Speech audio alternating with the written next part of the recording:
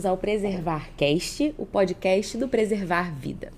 Aqui vai ser um lugar de conversa descontraída e sincera sobre tudo o que vocês querem e precisam saber sobre congelamento de óvulos e preservação da fertilidade. Tem uma travadinha, mas tudo bem. Meu nome é Mariana Gonçalves, eu sou embriologista, naturalmente entusiasmada com o universo da reprodução assistida e vou estar com vocês em todos os episódios compartilhando conhecimento dos nossos convidados.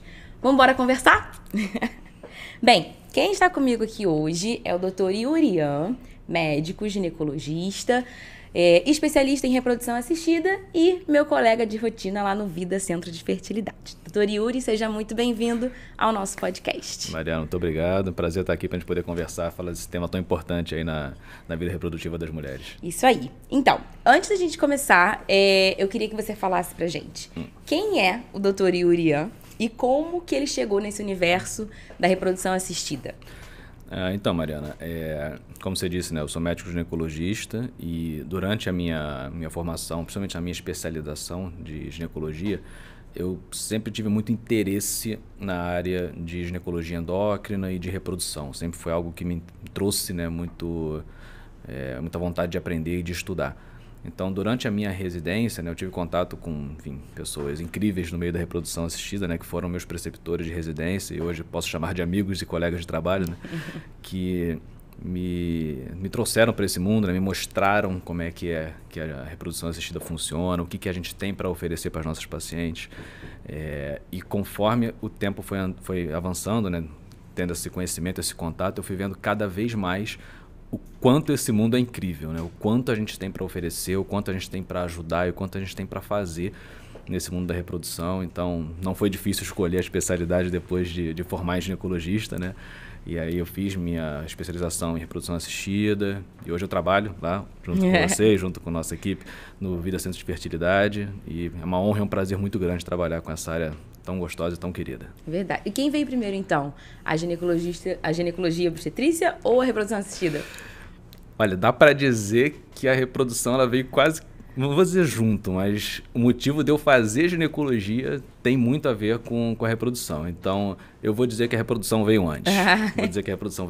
Legal, que bom. Parabéns pela sua trajetória. Obrigado, querida. Bem, hoje a gente vai conversar sobre um assunto, né, que a gente achou que ia ser muito bom você conversar com a gente, que é o melhor momento para fazer o congelamento de óvulos.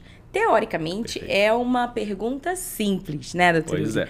Mas não necessariamente. Bem, minha primeira pergunta é o seguinte. Se você tivesse que escolher uma resposta fácil para essa pergunta, fácil e objetiva, tá, tem que responder de exatidão. Qual é o melhor momento? Como que você responderia isso? Resposta fácil, resposta de Google, resposta que qualquer um consegue. 35 anos é o que as pessoas mais conseguem de informação. É o que a gente mais escuta, né? É o que a gente mais escuta, antes dos 35 anos.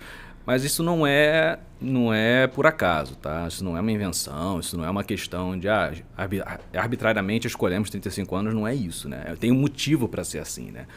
Por que se diz tanto, né, que 35 anos é o momento? A gente já tem hoje mais do que provado, né, provado e comprovado, que a chance de sucesso, né, a taxa de reprodução de uma mulher dela conseguir engravidar, seja espontaneamente, ou seja fazendo algum tratamento de reprodução, seja ele qual for, ela vai caindo conforme o tempo vai passando, porque a gente tem uma diminuição daquilo que a gente chama de reserva ovariana, né, aquilo que a paciente tem de óvulos para usar ao longo da vida dela, mas não só, né, em quantidade, que cai mesmo, mas também na qualidade, né? Então a gente já tem isso bem definido hoje, que conforme a idade vai passando, vai ficando mais difícil da paciente engravidar, e em engravidando existe uma chance maior, conforme a idade passa, e principalmente acima dos 40 anos, da gente ter uma evolução não tão adequada, não tão legal da gestação, seja por uma maior taxa de abortamento, seja por maior falha dos tratamentos, seja por alterações genéticas de embrião,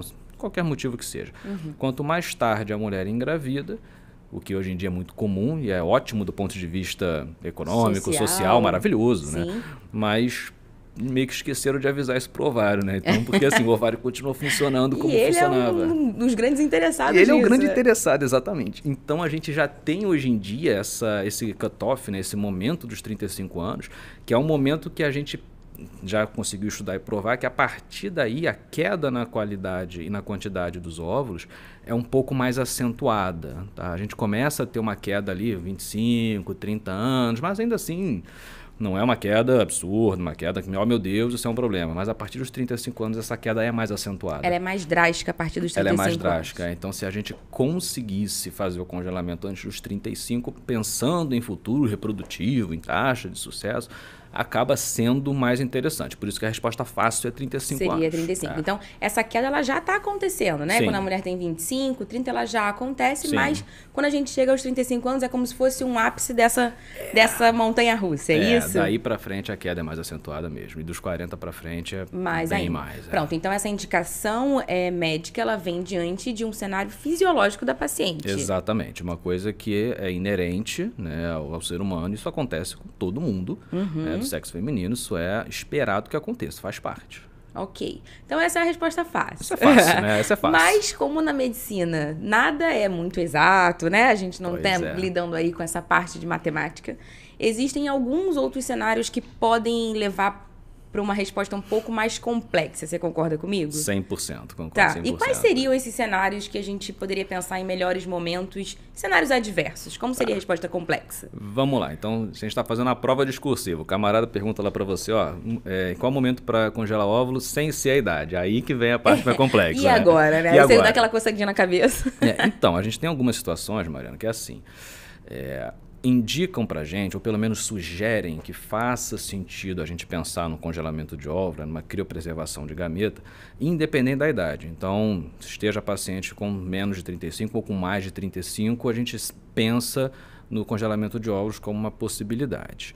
Uma dessas possibilidades que a gente acaba pegando com uma certa frequência no consultório é quando eu estou falando de uma paciente que a gente chama de paciente oncológica. Sim. Né? Quando ela tem um diagnóstico de câncer, por exemplo, ela tem que fazer algum tipo de tratamento que muitas vezes pode envolver quimioterapia, pode envolver radioterapia, às vezes até cirurgia.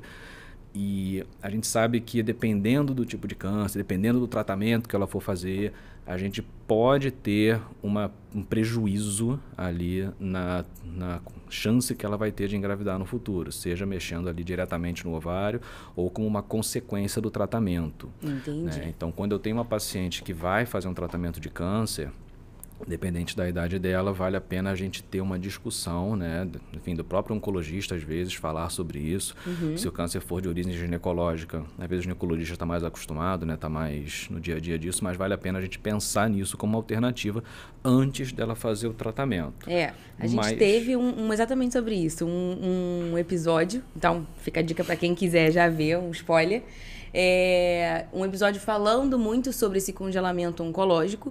Então, o que você me sugere é que quando a gente tem esse cenário, não existe melhor momento. Existe o momento. O momento, exatamente. Tá. O momento é agora. Claro que às vezes, Maria, a gente acaba não conseguindo, né? Eventualmente um diagnóstico ele é feito já no momento mais avançado e a gente tem um tempo muito pequeno para o tratamento e aí a gente, enfim, o próprio oncologista, o ginecologista, a gente vai levar em consideração aquilo que a gente considera mais urgente, né? E às vezes que eu ia falar, um cenário urgente, né? Um cenário urgente. Então, pode acontecer de, em alguns casos específicos, a gente acabar optando também por fazer um congelamento de óvulos depois do tratamento de câncer. Se a paciente for muito jovem, dependendo também, obviamente, ali da situação, mas de uma forma geral, a gente tenta sempre fazer antes. Então, teve o diagnóstico, tem uma indicação de tratamento, é importante a gente já falar sobre isso para, se possível, fazer antes de um possível tratamento de câncer. Tá. Essa é uma das situações. Então, existem outras? Essa é a minha pergunta. Temos tem algumas. Outras situações? Deixa eu trazer mais uma que eu acho interessante aqui. Eu falei, por exemplo, uma paciente com câncer que ela vai fazer talvez uma cirurgia, precisa ali fazer um procedimento cirúrgico, mas existem doenças benignas que também têm indicação cirúrgica e que pode afetar o ovário. Existem alguns cistos, alguns tumores de ovário que são benignos, né? O mais comum, a gente já ouve muito, é o teratoma, né? O cisto dermoide, que é um tumor geralmente benigno ali de ovário. E nessa situação, um tratamento cirúrgico, por vezes, pode acabar também tirando ali uma região de tecido ovariano. Em alguns casos, até perder o ovário, quando é uma coisa muito mais intensa. Então, talvez faça sentido também, previamente a uma cirurgia que vai envolver o ovário, a gente pensar também num congelamento de óvulos, né? Então, se a gente pensa em operar, podemos conversar sobre, eu acho que faz sentido. Então, qualquer cirurgia, por exemplo, que possa, não necessariamente acabar, mas comprometer essa função ovariana também seria o indicado. Seria. Não seria, de novo, o melhor momento, seria o momento. Exatamente, seria o momento. Aí eu vou fazer aquela aluna interessada, assim, de levantar o dedo. A questão da endometriose poderia ser também uma dessas alternativas? Acaba sendo sim, Mariana. A gente sabe que a endometriose ela tem diversos graus de acometimento, né? A gente pode ter uma endometriose que a gente chama de leve, pode ter uma endometriose mais profunda e, eventualmente, alguns casos de endometriose são muito avançados, quando eu já tenho ali também algum grau de acometimento de órgãos próximos, já estou acometendo vagina, já estou acometendo intestino. Nessas situações, às vezes a gente tem uma indicação cirúrgica, que não são cirurgias simples, né? São cirurgias complexas, longas. Não necessariamente o médico sabe o que esperar, né, daquela cirurgia. Exatamente. Por mais que a gente se programe, eventualmente pode ter alguma coisa ali, ou não vou nem dizer inesperada, mas talvez pior do que a gente esperava na hora de fazer o planejamento. Particularmente, eu não faço cirurgia de endometriose, né? Não tenho o know-how para fazer esse tipo de procedimento, não é da minha vivência. Mas faz sentido a gente pensar também na paciente com esse grau de acometimento. Não são todos os não graus, são né? todos os casos, mas ela Entendi. talvez já tenha até conversado isso com o médico dela. Porque geralmente quem faz esse tipo de cirurgia, né, ele já tem uma visão diferenciada também, não é só entrar, operar e sair e resolver. Eu já tenho uma visão mais integrativa da saúde da mulher, então com muita frequência isso é conversado, né? Mas eventualmente pode acontecer de se passar batido, enfim, faz sentido com certeza. Mas não é uma obrigação, como por exemplo no caso de uma situação que atinge exatamente o ovário, Diretamente né? o ovário, exatamente. Entendi. Não é uma obrigatoriedade, é uma Não. coisa a ser conversada. A ser conversado, com certeza. Tá. Posso falar de mais uma situação? Isso que eu ia falar, tem alguma... Vamos esgotar esse leque aí, ver se tem mais outras situações? A gente vai conversando, eu vou matutando, vai aparecendo. Uma coisa que acontece também, né? Às vezes a paciente vai fazer FIV. Ela tem uma indicação de fazer um tratamento de FIV, seja um fator tubário, um fator masculino grave, enfim. Ela tem uma indicação de fazer FIV. E durante o processo de fertilização, antes de chegar de fato na FIV, a gente tem que fazer uma estimulação ovariana. Eventualmente, nessa estimulação ovariana, a gente consegue obter muitos óvulos, né? A gente faz uma captação oocitária que vem muito óvulo, que é ótimo, né? É tudo que a gente quer. Só que às vezes a gente consegue muito óvulo. Eu ia falar isso. Nem sempre é esse cenário otimista, né? Às vezes a gente consegue óvulo até demais.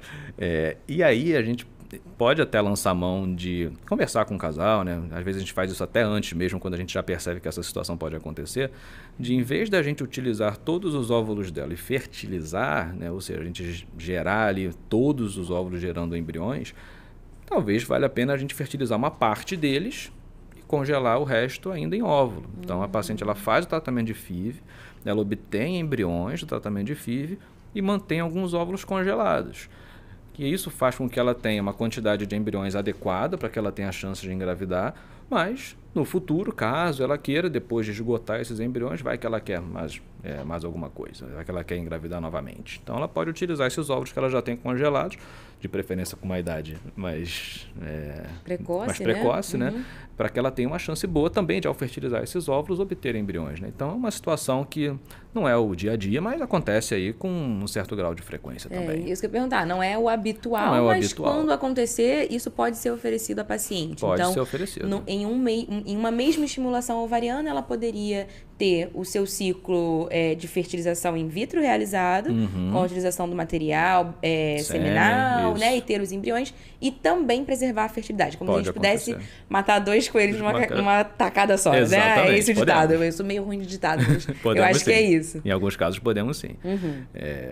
Uma outra situação que a gente tem também a gente tem uma possibilidade de fazer essa preservação de fertilidade também quando eu estou falando de um homem transexual, né? Então, por exemplo, antes desse paciente se submeter à terapia hormonal, eventualmente a cirurgias que ele venha a fazer para adequação de gênero, faça sentido a gente pensar, caso seja desejo dele, fazer um congelamento de ovos, congelamento de gametas, para que no futuro, caso seja desejo também dele, enfim, com sua parceira, seu parceiro, para fazer um tratamento de reprodução assistida usando esse material. Então faz sentido a gente pensar nisso também antes, de preferência, dessa terapia hormonal. É uma outra situação que a gente tem também. E você acha que essa situação é uma situação que tende a ser mais frequente? Acredito que sim, Mariana. Acredito que sim, porque hoje em dia a gente tem uma forma mais integrativa, né, de tratar esse paciente. Acolhedora também? Mais acolhedora, que tem melhorado, graças a Deus. Tem muito que melhorar ainda, né, a gente sabe disso, mas já é bem melhor do que era antigamente. E a gente tem uma alternativa para esse paciente que há X anos atrás talvez a gente não tivesse. Era isso. Entendeu? Deixa eu ver se eu entendi. Seria no caso de um paciente que vai passar pelo processo de mudança, né, nessa questão hormonal também, porque ele vai ter que tomar esses hormônios, isso vai mudar a questão fisiológica dele. Ele pode preservar o material genético dele para usar num futuro momento após essa transição, é isso? Exatamente. Nossa, é bem novo, né? É um campo que eu acho que não sei se muita gente já aborda sobre isso. Realmente eu acho que a tendência é isso ser mais falado e mais difundido, né? Mas de fato não é ainda o mais comum. Mas também a gente se preparar para poder oferecer isso, né? De uma forma habitual, digamos assim. Exatamente. Legal. E a gente tem aquela situação, a gente volta no tal dos 35 anos, né? Que aí a gente tem o que eu chamo de mais comum ali no consultório, né? Que é a paciente que vai fazer o que a gente chama de congelamento social. É aquela paciente que não tem um desejo ou uma programação de engravidar a curto, médio prazo, né? E por qualquer motivo, né? Motivo social, ela quer trabalhar, ela quer comprar o carro dela, apartamento, viajar, fazer mestrado, doutorado fora, intercâmbio, enfim, tem milhões de possibilidades. E ela acaba adiando a gestação e ela tem essa informação, né? O paciente ele tem esse conhecimento de que se vou deixar a gestação para depois, eu posso deixar o meu material já criopreservado, às vezes nem só pensando na minha primeira gravidez, mas quiçá numa segunda ou numa terceira. Né? Se a gente parar para pensar que a gente tem, por exemplo, chega uma paciente aos 32, 33 anos, está casada, não tem filhos, mas, enfim, o planejamento dela é engravidar daqui a 2, 3 anos. Mas quantos filhos ela quer ter? Ela quer ter pelo menos 3 filhos. Esse é o planejamento do casal. A gente para e faz uma conta. Peraí, então se ela quer engravidar aos 36 a primeira vez, esse neném vai nascer, ela deve estar com uns 37, e aí tem o período ali do bebê, ela vai engravidar de novo talvez com o neném com 2 anos, aí já está com 38 para 39, quando você vai ver, está chegando nos 40 ou passando dos 40. Então, às vezes, um congelamento social, né, um congelamento de óvulos para planejamento familiar, ele está bem indicado também na paciente que pretende ter uma prole com 2, 3, mais filhos que seja. Né? Então, a gente fala muito do 35 anos, mas eu não estou pensando no 35 anos só para uma gravidez. Sim. Né? Eu estou pensando para a constituição da prole dessa paciente. Para o planejamento familiar. Que também é um dos nossos episódios, então vale a pena ir ou voltar para falar sobre isso. E eu diria que esse tema é muito importante, inclusive, porque planejamento familiar não é só pílula. Né? Antigamente era, né? Você vai na consulta com o ginecologista, planejamento familiar, vamos lá, o que você quer fazer para não engravidar? Exatamente, a gente falou um pouquinho disso. O planejamento familiar, ele vai para um lado muito de contracepção. Sim. E a gente não vai para o lado de concepção. De concepção, exatamente. Né? Então, acho que também todos os podcasts vão ter podcasts, às vezes a língua enrola um pouquinho, mas faz parte, vão ter como objetivo trazer essa informação. Isso que você falou, né? O congelamento social acaba sendo a nossa maior periodicidade, né? A maior incidência acaba sendo um congelamento social, mas por conta da difusão dessa informação. Que, né? Graças a Deus está melhor cada vez mais. Graças a Deus, que aí as mulheres não precisam chegar lá no 37, quando aconteceu esse segundo filho, e falar, poxa, tô tendo dificuldade, e agora? E agora, né? É diferente se alguém já tiver falado para ela sobre isso. Sobre isso, exatamente, porque informação é tudo, né, Mariana? Eu acho que ninguém é obrigado a congelar o óvulo, né? A gente não está falando isso aqui. Claro. Mas a gente tem uma alternativa que faz sentido para algumas pessoas. Tem pacientes que o congelamento de óvulo não faz sentido.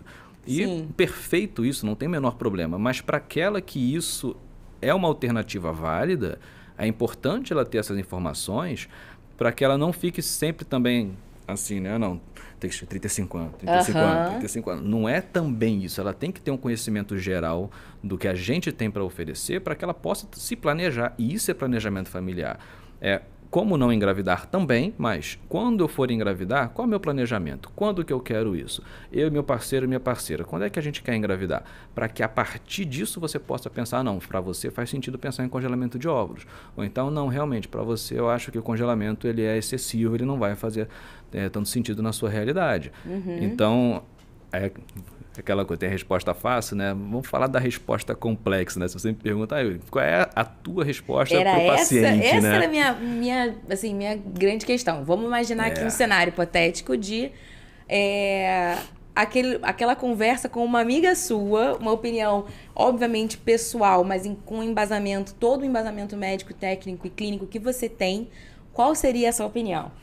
E eu já dei isso algumas vezes para amigas minhas, inclusive, né? Por conta da idade, né? Tem muita amiga nessa idade reprodutiva. Nessa faixa, né? Nessa faixa, e me perguntam muito isso, né?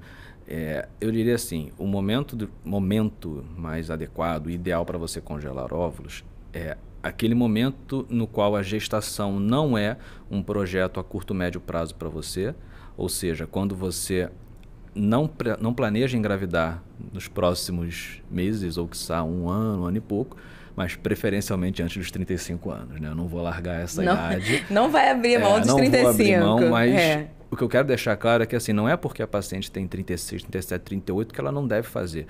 O óvulo de 36 anos é melhor do que o óvulo de 40. O óvulo de 38 é melhor que o de 42. Então, quando eu tenho uma paciente, às vezes, um divórcio, enfim, um término de relacionamento acima dos 35 anos, essa paciente ela pode sim lançar a mão de um congelamento de óvulos para que no futuro, num próximo relacionamento, ou até numa produção independente, que ela tenha uma chance maior dela ter sucesso, que é engravidar. Né, do que se ela deixar a coisa andar solta e só for pensar nisso quando já estiver lá com seus 39, 40, 41. Né? Então, tão logo você não queira engravidar agora, mas se puder ser o mais cedo possível, melhor. Adorei essa resposta. Eu gostaria de receber essa resposta se eu estivesse numa mesa de bar conversando com você. Tem só mais um detalhe se eu puder trazer aqui. Não sei se temos tempo. Só um detalhe para a gente trazer. Eventualmente, a gente tem pacientes que têm um histórico familiar, por exemplo, de menopausa precoce, enfim, a gente sabe disso e que isso tende a ser uma coisa que pode acontecer. Então, por exemplo, na minha família, minha avó entrou na menopausa aos 40, minha mãe entrou aos 36, 37, eu estou com 30.